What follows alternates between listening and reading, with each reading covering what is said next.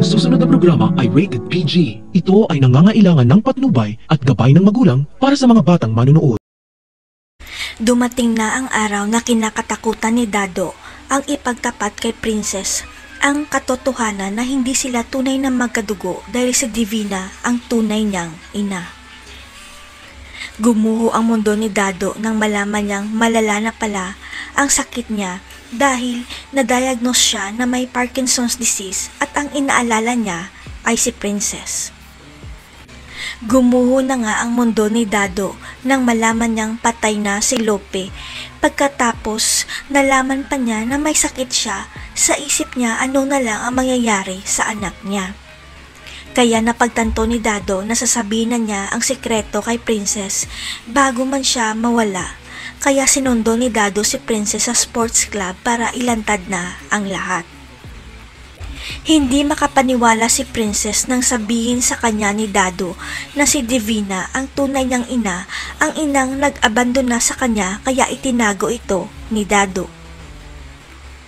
Pero wala nang magagawa si Divina dahil nakita na siya ni Dado at nalaman nito na si Princess ang inabandona niyang anak sa city jail nung araw na nakalaya siya.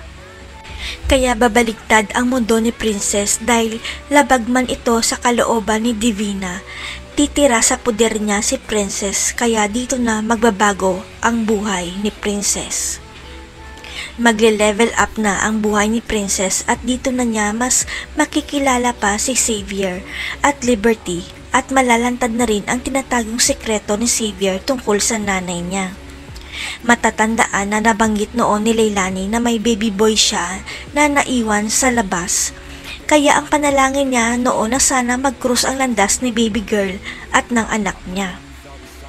Ang hindi alam ng lahat, nagpadala pala ng sulat si Leilani kay Xavier habang nasa city jail siya at nakasaad sa sulat na si Charlene ang tunay na ina ni Princess.